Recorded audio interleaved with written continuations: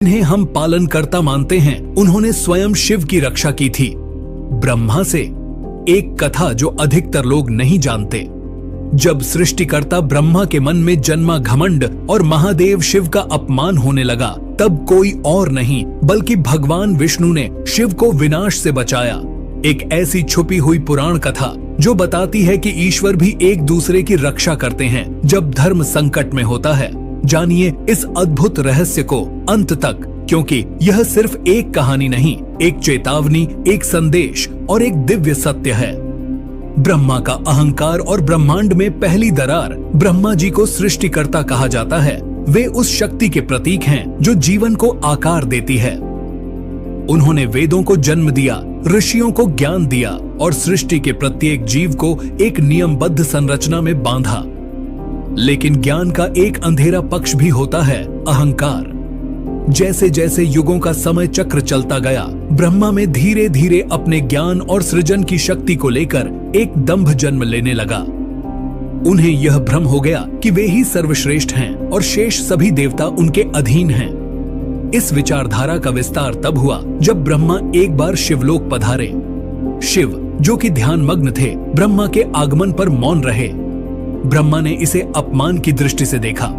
उनके भीतर जो अहंकार धीरे धीरे पनप रहा था, वह अब बाहर आने लगा।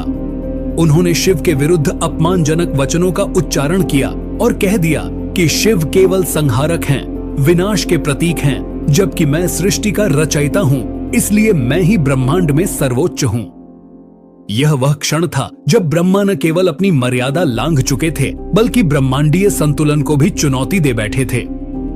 शिव की शांति और मौन चेतावनी। भगवान शिव को महाकाल कहा जाता है, जो समय से परे हैं, निराकार हैं और तटस्थ हैं।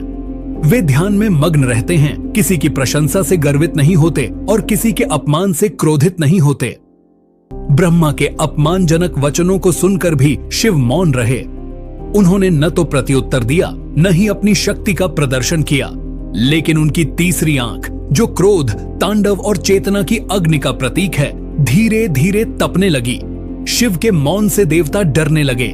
ऋषियों और लोकों में हलचल फैल गई। सबको झांक था कि यदि महादेव की तीसरी आंख पूरी तरह प्रज्वलित हो गई तो सृष्टि में प्रलय आ सकता है। ये संकेत इस बात के थे कि शिव स्वयं तो शांत हैं, लेकिन ब्रह्मांड की ऊर्जा असंतुलन की ओर बढ़ रही है। सृष्टि की स्थिरता खतरे में पड़ चुकी थी और आवश्यक था कि कोई इस असंतुलन को रोक सके। विष्णु का हस्तक्षेप। जब प्रेम बना ढाल भगवान विष्णु, जिन्हें पालनकर्ता कहा जाता है, सृष्टि में संतुलन